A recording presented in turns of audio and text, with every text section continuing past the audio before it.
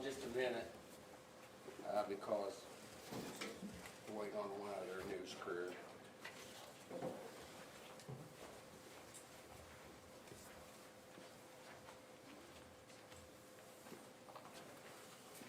Thanks for coming.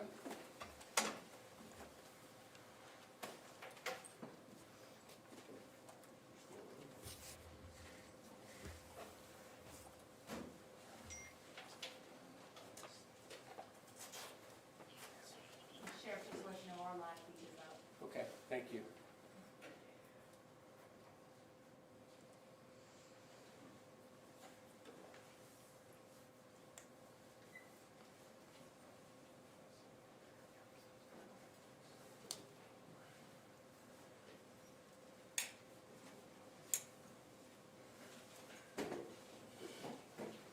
Obviously, what I would like to do, well, I'll start off. My name's Matt Myers. I'm Sheriff of Bartholomew County. I want to thank you all for coming to this news conference. It's involving, obviously, what we've been dealing with the last several days with Emma Sweet, the young girl that was missing and has been missing for some time. What I'd like to do is just give you a quick rundown on what we've already given and give you the updates on what happened today. And then I have a representative from the state police and from DNR who can ask questions, who you can ask questions to if you feel the need to. Before I start, I will tell you that in the 30 years that I've been involved in law enforcement, I've never seen a group of men and women work as hard as we have to find this young girl for the family. And I can tell you, as far as the sheriff of Bartholomew County, we couldn't have done it without the men that are standing up here next to me and their agencies. They played a vital role in this, and that's what's great about this county. When things like these tragic things happen, we can always depend on these men and women to come and help. So I want to thank these agencies and the volunteer fire departments and everybody else that assisted us with finding Emma. Okay, so let me start off here. It says on November 26th, 2021 at approximately 6 o'clock in the morning, our department was dispatched to the 1700 block of Blessing Road, and that's off of Beatty Lane. We were dispatched there due to several duck hunters that were hunting on the East Fork of the White River, and they came upon a pickup truck that was submerged. As they got up closer to the truck, they located a male in that truck, and that male has later been identified as Jeremy Sweet, age 39, of Columbus. They rescued him from the vehicle. They took him to shore. EMS was called, and he was transported to the Columbus Regional Health, where he's currently being treated there for hypothermia and frostbite, and is my understanding he is in critical condition at this point. So that happened. When we originally had contact with Mr. Sweet, he indicated, basically gave two stories, but when we're investigating that, but one of the stories was that he did have his 2-year-old daughter Emma with him when he went off the embankment. Now, when I'm saying embankment, I'm talking about a 15 to 20 foot earth embankment that he went up over, and it appears that he probably got stuck as he was going over that embankment. But what he originally said was that he possibly had dropped his daughter off someplace prior to that incident happening. And then he said at the same time, shortly after, that she was with him at the time he went in the water. So we immediately contacted these agencies and began a search in the river, and I will let them tell you a little more about that. And we also started a ground search just in that immediate area, trying to locate this 2-year-old. Okay, prior to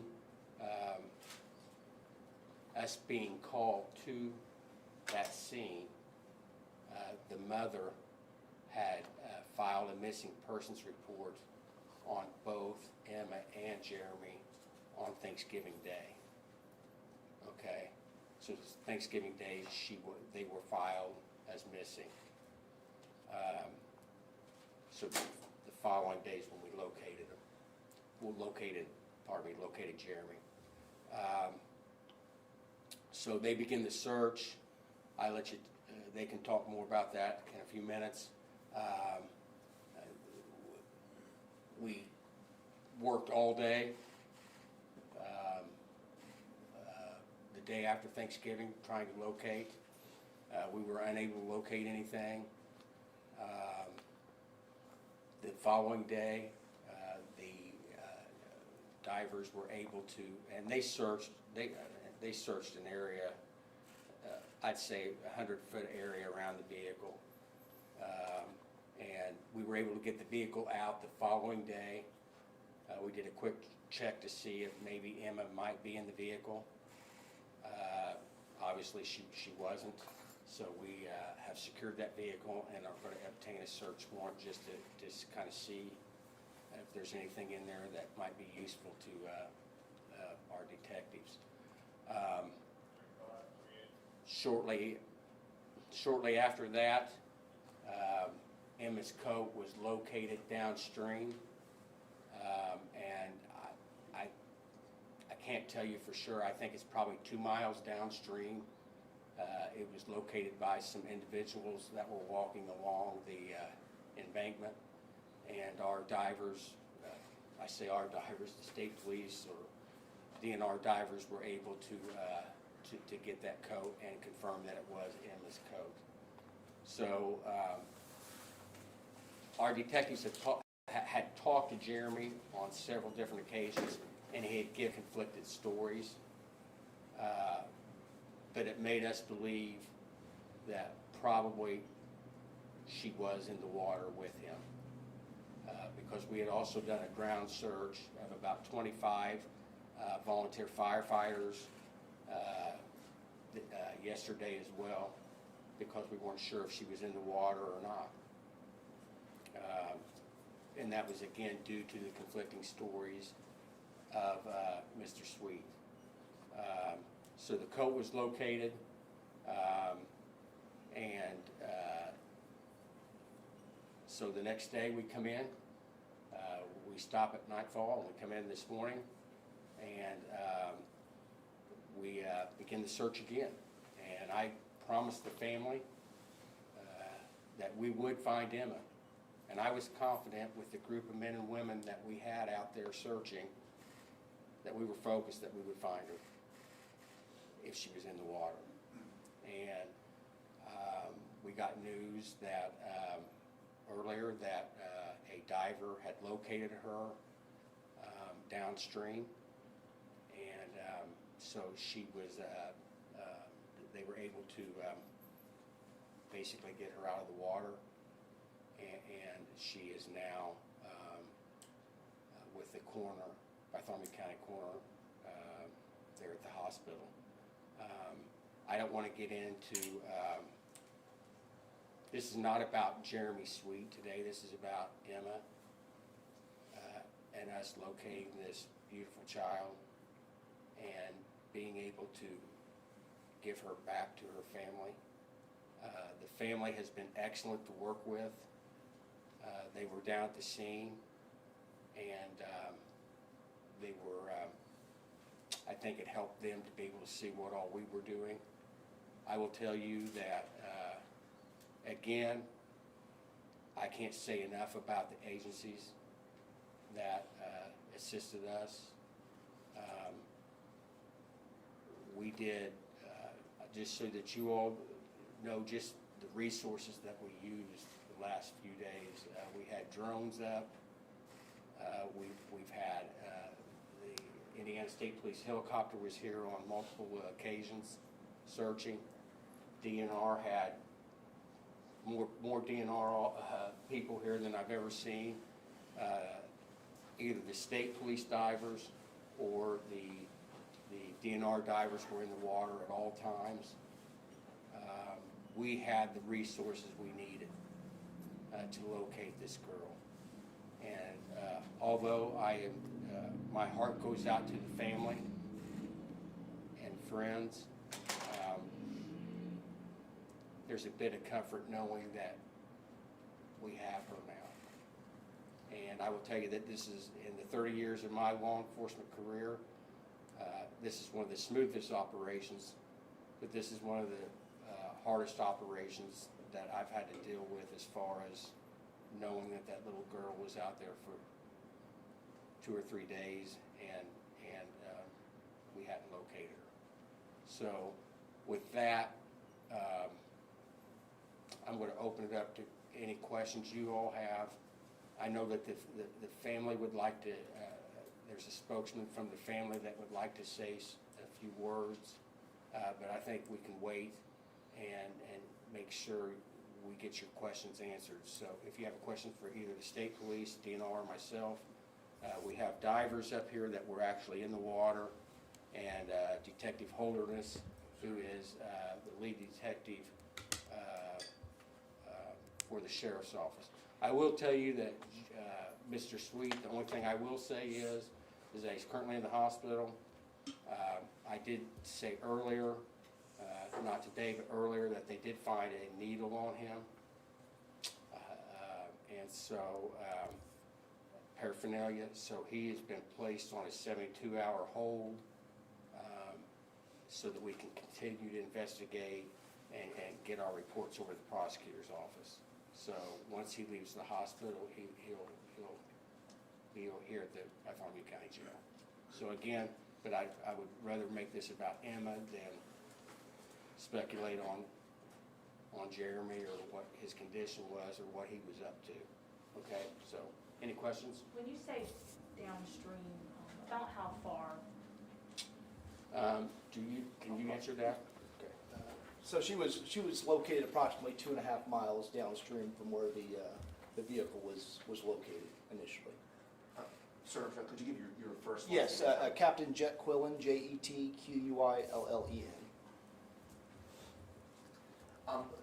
What emotionally have you guys, all of you all been out there for the last several days searching for Emma? Obviously you probably want to, anyone wants to find her alive. Emotionally, physically, has this taken a toll? Is this difficult for you? So I'm Stephen Wheelis. I'm a sergeant with the Indiana State Police out of our sales post. As the sheriff alluded to, first off, we'd like to, our hearts go out to the family that's dealing with that tragedy and the loss that they're going through. But it is a rural area, and we rely on each other in smaller communities for our agencies to all come together when we have an investigation like this, because we need to pull our resources. Like the sheriff said, state police had divers in the water all 3 days, actually, and 2 of our divers are here today that were in the water all 3 of those days. It's very emotional for those guys. They all have families, and it's hard for us to distance ourselves from that situation when you're dealing with the loss of a child. It's hard for those guys to not picture that being their child. So it's very taxing and tolling emotionally, and we certainly give them the resources and the opportunity to deal with that they'll undoubtedly go through from time to time. But a lot of man hours was put into this investigation, and definitely not the outcome we wanted.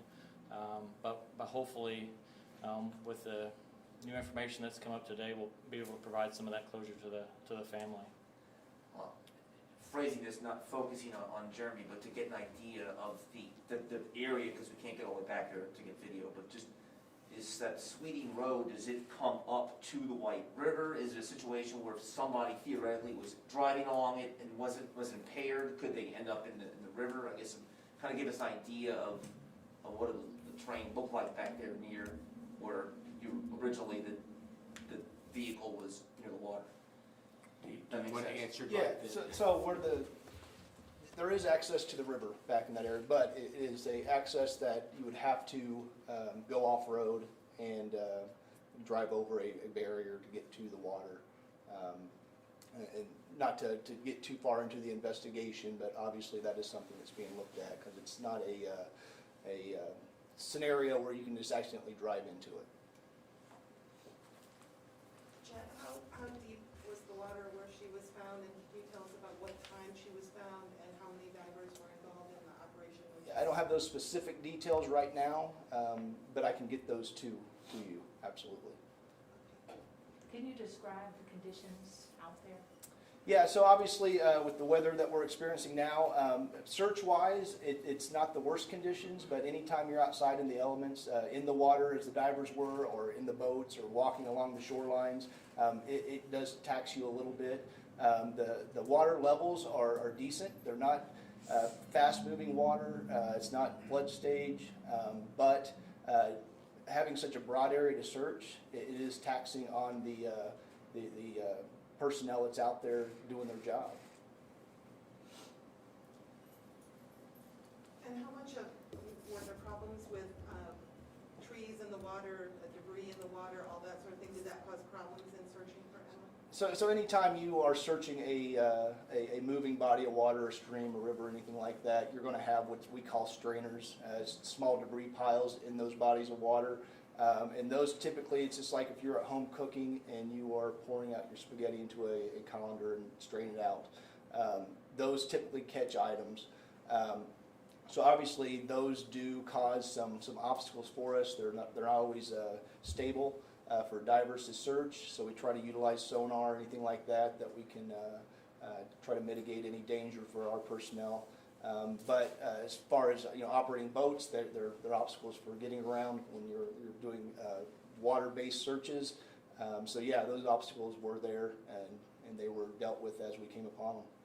Was she found in debris, or was she found by sonar, or was she found literally by a diver coming upon her? So she was located next to a debris pile. I don't want to get into too many specifics, but yes, she was located next to a debris pile. Yesterday it was believed that the current may have, it caused her jacket to be found where it was yesterday. Was she closer to where her jacket was? She was closer to her jacket than she was to the vehicle, yes. Approximately a half mile. But yeah, anytime you're moving, moving water is unpredictable. It would be easy to say, yes, when we're looking for a person or an object in the water, we know exactly where it's going to be.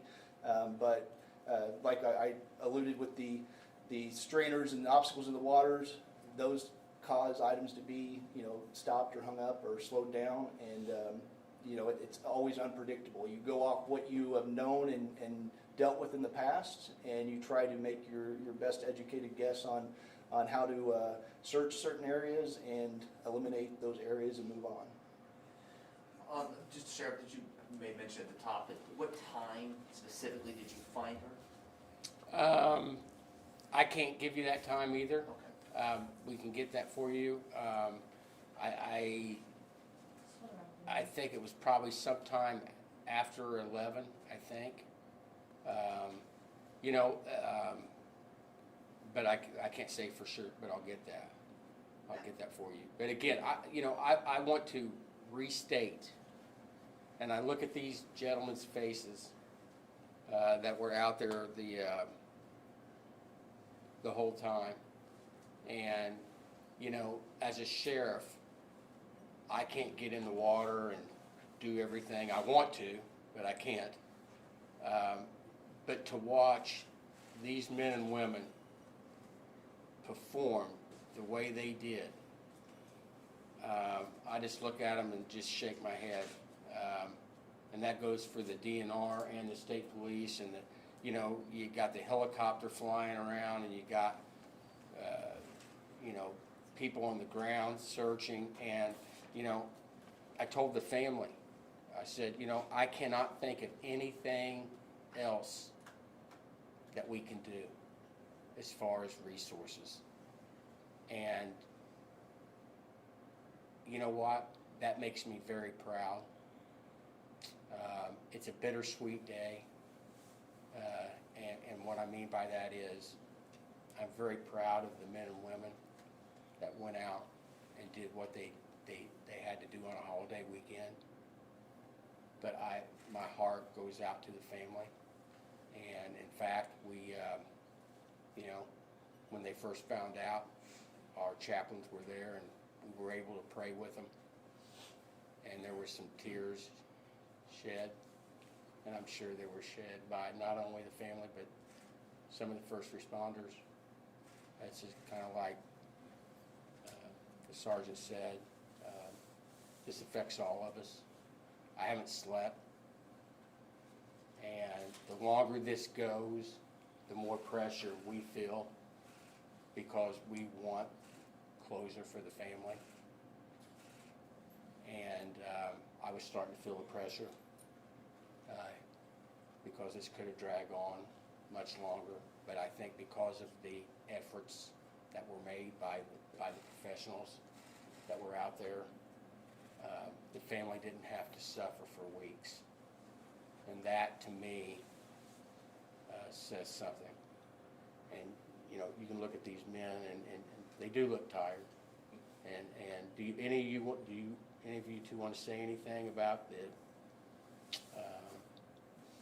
on behalf of the other people, or just that you weren't going to leave until you found her? I think they made up their mind they weren't going to leave until they found her. And that's the thing, you know. They're professionals, and it's just I haven't even taken all this in yet, so I'm sure they haven't either. I'll have to go home and think about this for a while. But you know, I keep thinking about the family, and a beautiful, beautiful girl. Beautiful girl, but you know, she is in good hands. And I told the family, and the family has faith. Good family. And you know, that's the one aspect of the investigation. Now it goes into another aspect, and I'm not going to get into the other aspect of the investigation at this point. Today is Emma's day. And Emma will talk to us, and we'll find out more from her as this goes on. And we'll let Detective Holderness and the others continue with what they're doing. But you know, it's like I told you yesterday, we wouldn't meet again until we found her. Well, we're all here, and we found her. So, you know, I want to thank the community. We had a large group of people want to help. My phone has rang off the hook. My email, I'm sure these guys have had the same thing. Just a lot of support and outpouring from the community for this family. We've had people call and want to bring the responders food and water and things like that. So the community's connected to this case. And they, you know, and they wanted to find Emma as well. I would say one thing, and I said it yesterday, and I mean this: social media is a bad thing, and there's a lot of things that are put out on social media that just aren't true. And like any tragic case, people get on and they put out bits and pieces that they may add to, or they may not put exactly what was said, and that does nothing but hurt the family. It hurts the investigation, the first responders, and it hurts the community. So I would again tell people, you know, in Bartholomew County, I'm your sheriff. I would expect for you to get your news from a reliable news source such as you all or the press, don't get it off social media, because a lot of times it's just not true. And people can post whatever they want without their names and all that kind of stuff, and it's just not a bad thing. Pardon me, it is a bad thing. It's a bad thing for the family, and it hurts the family. So please, watch what you put on social media. We're better than this. Have empathy for the family, because they're the ones that have to go through this suffering. And with that, does the family member want to come up and say a few words? And I asked that you not get into a lot about the investigation, but he would just like to speak briefly.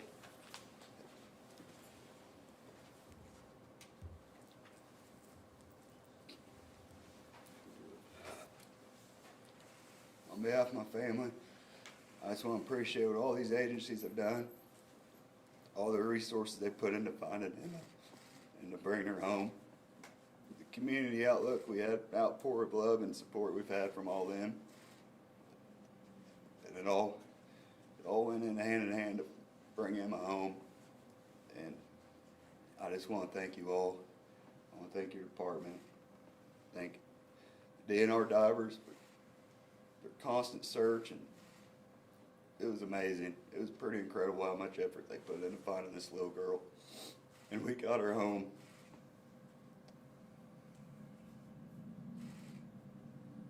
You want to take any questions at I'm not taking any questions. all? Is there anything else you want to say? Okay. May we just have your name, sir? Brian O'Neill. Brian O'Neill, that is the uncle of Emma. And with that, I think we're gonna be done with the conference. Okay, thank you all for coming. Thank you for your continued coverage of this, and God bless you all. Thank you.